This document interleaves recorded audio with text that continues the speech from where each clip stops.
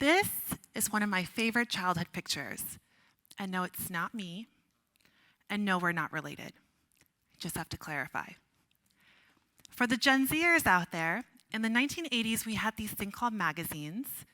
And this picture was flashed on the front page of the National Geographic, capturing hearts and minds everywhere. So what do you see when you look at this picture? For one, you see a young girl. You see a bright red chador, a scarf covering her head and her shoulders, and you see that the cloth is bare thin. Oh, and of course, you see her stunningly green eyes.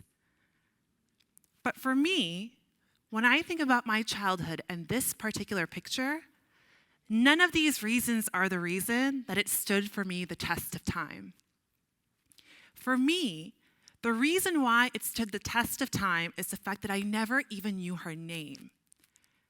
This picture is entitled The Afghan Girl, and for decades, that's all we knew her as. We didn't know her background, her values, what moved her. All we knew is that she was from one part of the world. The photographer, Steve McCurry, got quite wealthy out of this picture. Some of his enlarged pictures sold as much as $178,000 for one print. That's 5 times more than a new teacher will get in her first year, and definitely more money than Sharbat Gula will see in her entire lifetime. And so for me, the reason why this picture has stood the test of time is the fact that we never knew her story. In 2016, Sharbat looked at this picture and said, "This picture brought more problems than benefits. It led to me being famous, but also led to my imprisonment." Now, those are powerful words. We all have bias, which is how we look at the world around us. I've only been speaking for a few minutes, and if your bias is that I'm brilliant and witty, your bias is right. But bias is the way that we look at the world, who we choose to call in and who we choose to leave out. Studies show that it takes less than 1/10 of a second for someone to make an impression about your face alone. And just because we have more information doesn't necessarily change the bias that we have about other people. So why is it so hard for us to talk about bias, especially in 2022? It's because we don't want to be called out, we don't want to be shut down, and we don't want to be canceled.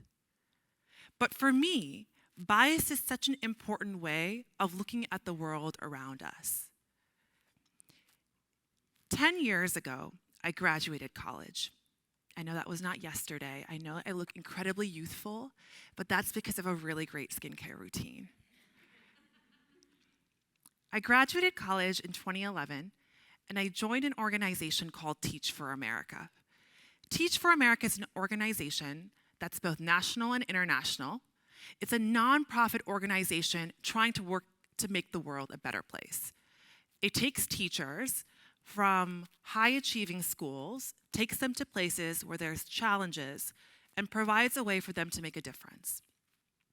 In many ways, I went from a 4-year institution, which caters to the global elite, to a small school in Baltimore City where my students were experiencing incredible challenges. There was poverty, homelessness, and essentially public health issues which had left my entire students behind. And so I came in as a teacher with absolutely no background in teaching. I was a first-year teacher, and how did I do? Not particularly good. I lectured in front of my students, and sadly, my students were not engaged, they were not learning, and most of all, they didn't have the passion about school that I wanted so desperately for them to have. I went to my mentor, Miss Sarah Dexter Thornton, and she had been teaching in Baltimore City her entire life. I asked her, "Sarah, I have been working on my lesson plans through evenings, through nights, and they're just falling short. What am I doing wrong?" And she listened to me intently, and she said, "Miss Naeem, no one cares. No one cares how smart you are. No one cares where you went to school. Your students care about how well you know about them as people. What do you know about their background because of their names? Do you know their values, their family, where they came from? Because the longer it takes for you to learn that, the longer it's going to take for you to create the type of impact that you want to make. And for me, that was really powerful. It really reshifted the way that I thought about teaching in the classroom. And I really would love to say that I became a wonderful teacher and all of a sudden everything changed. But life is not like the movies. And we all know that change is fraught with starts and stops. What that conversation did push me to do was be more creative in the classroom. And so I went to one of my hardest class.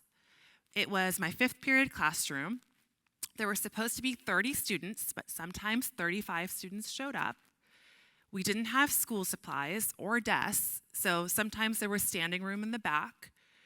And one of my favorite students, Darius, used to say, "Miss Naeem's class is lit." It wasn't on fire, but it felt like that sometimes. And in that classroom, I went up, I modeled a new speech assignment. I asked my students to come up, share a thought-provoking story, vignette, moment, mentor, something that really reshifted the way that they looked at the world. And one of my quietest students, Trinisha, came up and she talked about her mother and her grandmother. We all have them. They're universal matriarchs and mother-in-laws. And she said, "My mom and my grandmother were and are the most important people in my life. They've made me learn, grow, love, and I can't live without them." She also said that in the past year, both had been diagnosed with an aggressive form of cancer. And that's when the classroom got quiet. There was a hush. I heard the bell ring for the next period, but no one moved.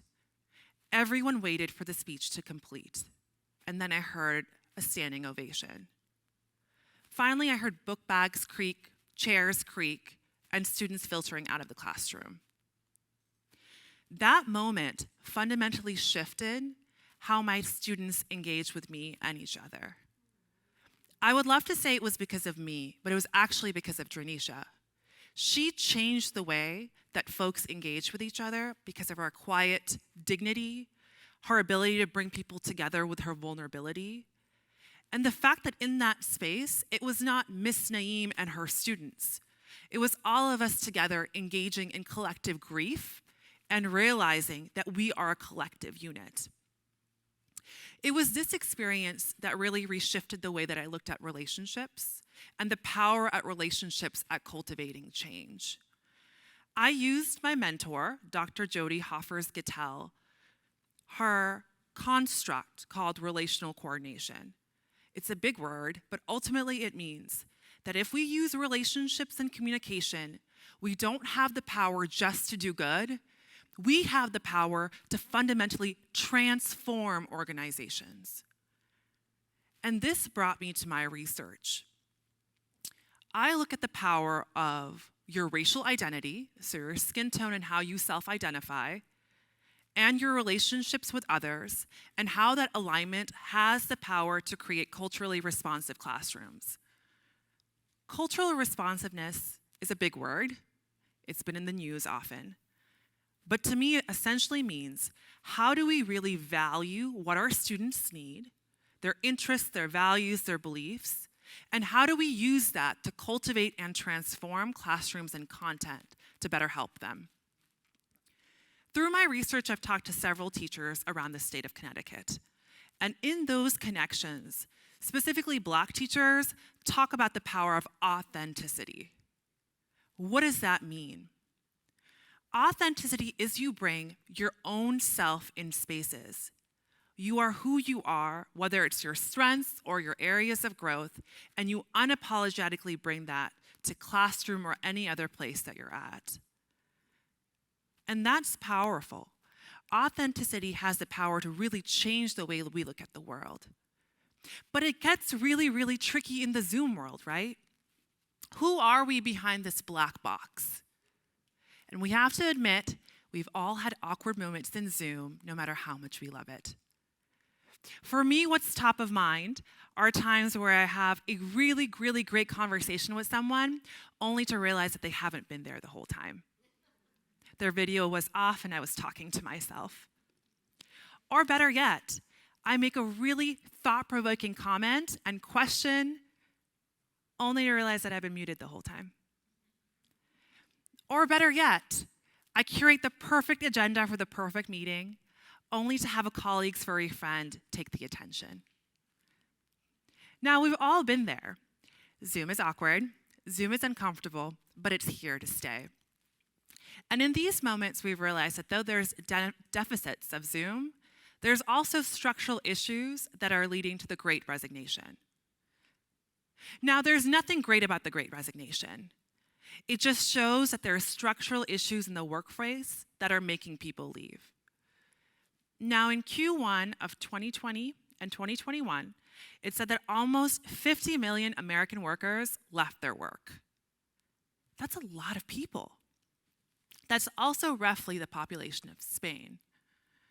And so as people are exiting out, we are curious to hear, why are people leaving their jobs?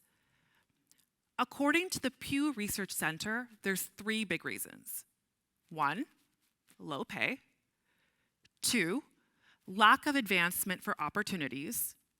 And finally, not feeling respected at work. As someone who does diversity, equity, inclusion, and belonging, the third factor truly resonates in my soul.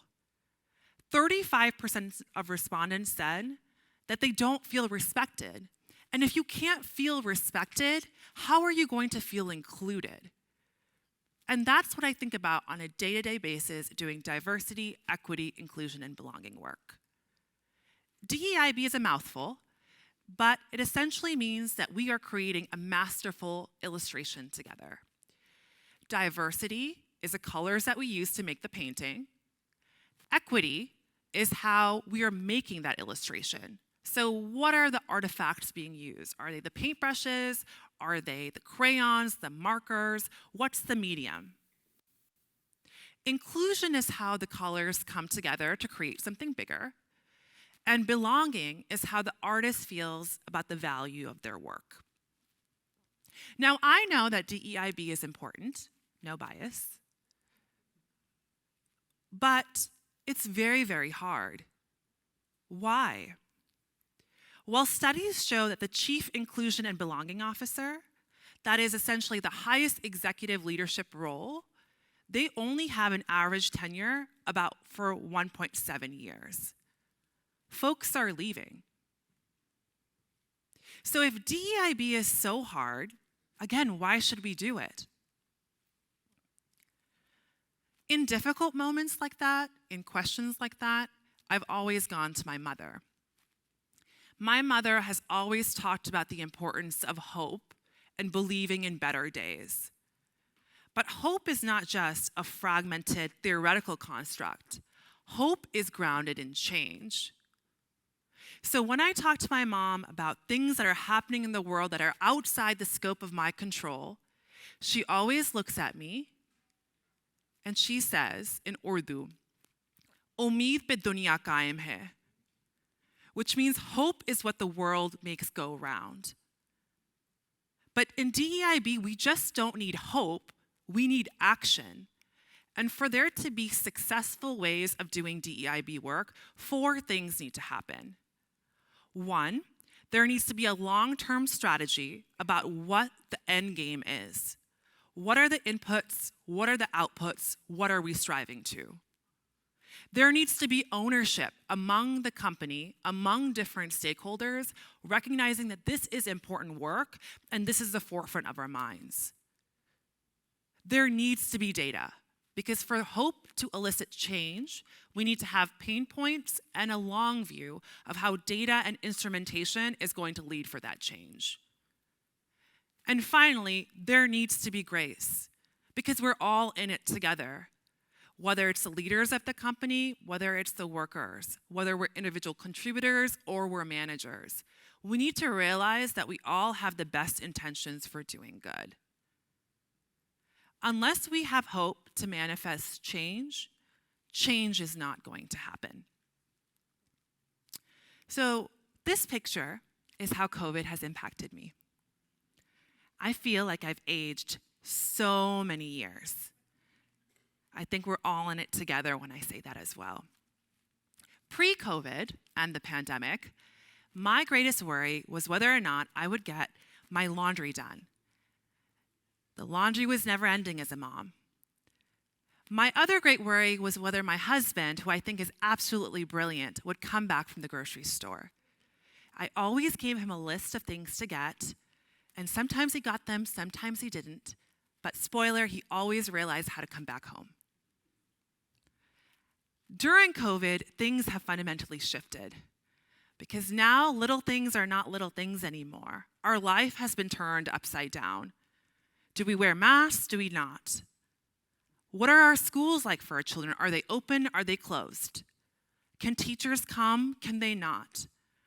So much of the joy I had from my childhood of going to school and interfacing with my teachers and peers have fundamentally shifted. But despite all of that, I've realized that there is light at the end of the proverbial tunnel, and the most important thing through it all is our family. Whether it's my partner, who keeps me grounded in the most difficult moments, whether it's my children, who make me realize that little things are actually the big things, or whether it's my parents, who take my frenzied calls and are there for me regardless of where I am in my life. Family is a cheat code. It's what's gotten through, and it's what's going to continue getting through during this long, long tunnel. When we think about this proverbial tunnel, we always say there's light at the end of it. But some of these days, the light just felt really, really dim. Was there hope through it all? And the way that I've compartmentalized it is though there are days that the tunnel keeps on getting longer, it's still there. There's people like our family, our children, our loved ones, our village that will continue keeping us through this tunnel no matter how hard the days are. It's that hope, those relationships that have kept me going through the hardest moments. It is truly surreal for me to stand in front of you right now and speak my story and share my vignettes of what is important to me. A little over 25 years ago, I came to the United States not knowing English. And I joined the speech and debate team in high school because I wanted to get better. I wanted to improve, have courage, have confidence to speak in front of other people. My first year, I lost everything. I was bad. I was really bad. As the years progressed, I started getting better. My senior year, I won it all. But it's not the winning or losing that I really remember. It's my debate coach, Mrs. Rita Pritchard. She was 50% Portuguese, 50% Irish, and 100% fantastic. She believed in me and my ability to do good when I didn't have the courage in myself to believe in my own strengths. But life is challenging. So when I went to her and said that there's biases people have against me, whether they were my colleagues, whether it was the captain, whether it was judges, because of my race, my gender, my perceived faith, my ethnic background, she would look at me with her beautiful blue eyes and say, when you stop thinking about what they think is when you will win. That has stood with me through the test of time. Because Mrs. Pritchard didn't just look at me and think that I was just a Pakistani girl, but a human being.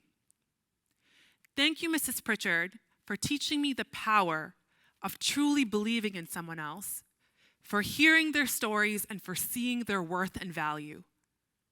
And I extend that invitation for you all to do the same.